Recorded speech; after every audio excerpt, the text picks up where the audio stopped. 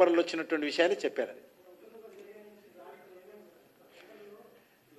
నేను ఇంతకుముందు కూడా ప్రెస్లో చెప్పాను కదా, ఇది మంచి కార్యక్రమం చెప్పిన మన వస్తే ఇదే రాస్తారు మీరు. మళ్ళీ రేపు ఉంటాయి కదా, రోజు ఉంటాయిగా, ఏం వివాదాలు లేవు ఖచ్చితంగా. బయట అది పెద్ద ఇష్యూగా చెప్తుంది. ఎక్కడ కూడా ఏ కంపెనీ టెండర్లు వేసినా, అది రైల్వే కావచ్చు, డిఫెన్స్ కావచ్చు, కోల్ కావచ్చు, లేకపోతే మైనింగ్ మినిస్ట్రీ కావచ్చు, సైట్ విజిట్ అనేది పెడుతున్నారు. కానీ ఆ కంపెనీ ఏ కంపెనీ అయితే టెండర్ వేస్తుందో ఆ కంపెనీ సర్టిఫికెట్ ఇవ్వాలనేటువంటి రూల్ ఎక్కడ లేదు.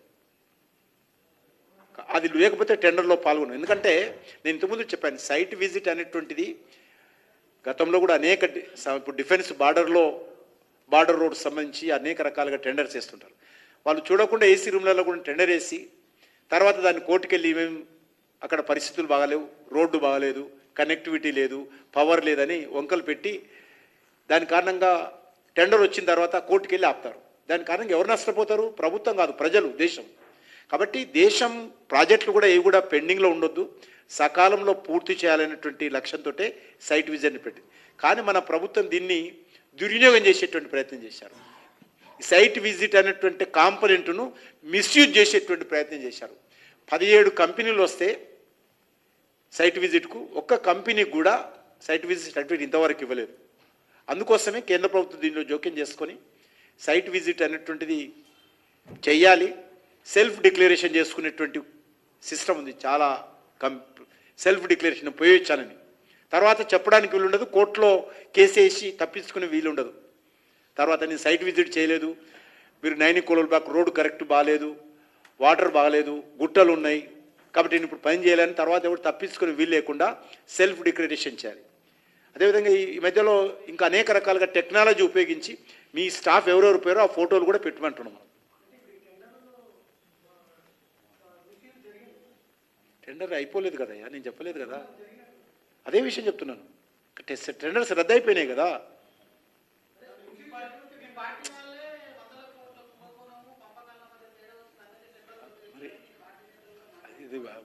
అది చర్చ జరుగుతున్న విషయం వాస్తవమే కదా. ఇప్పుడు తెలంగాణ రాష్ట్రంలో 9 కోల్ బ్లాక్ విషయంలో మంత్రులు, ప్రభుత్వము 2 గ్రూపులుగా విడిపోయి కొట్టుకుంటున్న విషయం మనం చూస్తూనే ఉన్నాం. అందులో మీరే రాస్తున్నారు, నేనేం చెప్పాలి? మీరే టీవీలలో రోజు వస్తూ ఉంది వార్తలు. అదే చెప్తున్నాను కదా, తప్పని చెప్తున్నాను. Compulsory self site declaration compulsory Singareni వాళ్ళు సర్టిఫికేట్ ఇవ్వాలనేటువంటిది అయితే ఉన్నదో అది కొత్త విధానం, అది పెట్టకూడదు అని చెప్పారు, తప్పని చెప్పారు. ఇప్పటికే చాలా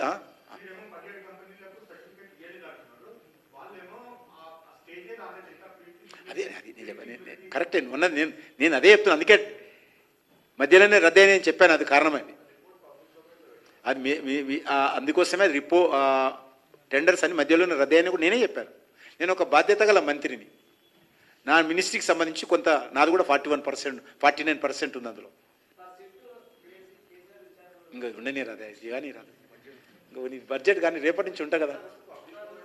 ఇవ్వాలమ్మా చెప్పినా కదా, సిటీ ఏమిది ఎవరైనా చేయాల్సిందే, దాన్ని ఇస్తా, నేను తెప్పించిస్తా, ఏం పర్వాలేదు, I will give.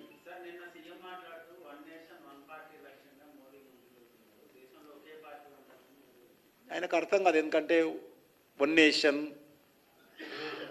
1 ration, 1 nation 1 technology, ఈ రకంగా అనేకం తీసుకొచ్చాం మనం, ఆధార్ కార్డు కానీ ఇతరత్ర కానీ. కాబట్టి అది ఎవరికి వ్యతిరేకంగా కాదు. ఎందుకంటే కాంగ్రెస్ పార్టీ స్వయం కుపరాధం, వాళ్ళు మునిగిపోతుంటే మేము వచ్చి లాపాలనా?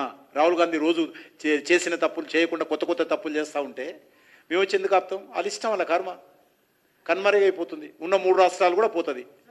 ఉన్న 3 రాష్ట్రాలు కూడా కాంగ్రెస్ పార్టీ ఎక్కడైతుందో, హిమాచల్ ప్రదేశ్, కర్ణాటక, తెలంగాణ 3 రాష్ట్రాలు కూడా మొత్తం మరి ఆ పార్టీ కనుమరుగయ్యేటువంటి పరిస్థితి ఉన్నది.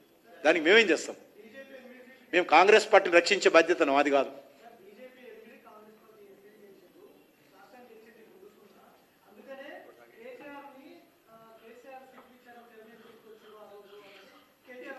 నీకేమర్థమైంది నేను ఇప్పుడు ఇంకా చెప్పిన తర్వాత? ఎందుకు అవుతున్న ప్రశ్న నీకు ఏమన్నా నేను చెప్పిన తర్వాత అర్థమైతే ఆ ప్రశ్న ఎవరేరు, అర్థం కాకపోతే నేనేం చేయలేను. నేను ఇంత డీటెయిల్గా ఇంకా సగమే చెప్పిన, ఇంకో ఇందునే కాగితాలు కొన్ని చెప్పిన. ఈ బడ్జెట్లో కూడా కేంద్ర ప్రభుత్వం తెలంగాణకి ఏమి ఇచ్చిందో ఆ పనికిరానోడు ప్రశ్న చేస్తే అవన్నీ నన్ను అడిగితే ఎట్లా? దమాక్ లేనోళ్ళు వాళ్ళందరూ ప్రశ్నిస్తారు, అవగాహన లేనోళ్ళు రాజకీయంగానే విమర్శించాలనే లక్ష్యం. ఇప్పుడు బీజేపీ అంటే ప్రతి ఒక్కడికి ఏంటంటే కాంగ్రెస్ వాడు బీజేపీని తిడతాడు, బీఆర్ఎస్ వాడు కాంగ్రెస్. వాళ్ళిద్దరు దోస్తులు, దొందే తోడు దొంగలు. ఈ రాష్ట్రాన్ని, తెలంగాణ రాష్ట్రాన్ని దోపిడీ చేసినటువంటి పార్టీలు, దోపిడీ చేస్తున్నటువంటి పార్టీలు, అన్ని రకాలుగా తెలంగాణను భ్రష్టు పట్టించినటువంటి పార్టీలు ఈ రెండు పార్టీలు. అప్పుడు కుటుంబం దోచుకున్నది, ఇప్పుడు వీళ్ళు దోచుకున్నారు. ఆ దోచుకున్నటువంటి కుటుంబం వాళ్ళు కొట్లాడుకుంటున్నారు పంచుకోవడం కోసం. ఇప్పుడు మంత్రులు దోచుకున్న దాన్ని పంచుకోవడం కోసం వీళ్ళు కొట్లాడుకుంటున్నారు. మమ్మల్ని విమర్శించే నైతిక ఎక్కడిది? మేము ఎప్పుడు అధికారంలో ఉన్నాం తెలంగాణలో. ఒకసారి అధికారంలో చూస్తాం తెలంగాణ బీజేపీ అంటే ఏందో చూపిస్తాం. నీతివంతమైనటువంటి పరిపాలన ఏ రకంగా ఉంటుందో, సమర్థవంతమైనటువంటి పరిపాలన ఏదట్టుందో. మోడీ గారు ఈరోజు ఇప్పటిదాకా చెప్పాను నేను అనేక విషయాలు, కొన్ని మాత్రమే చెప్పాను.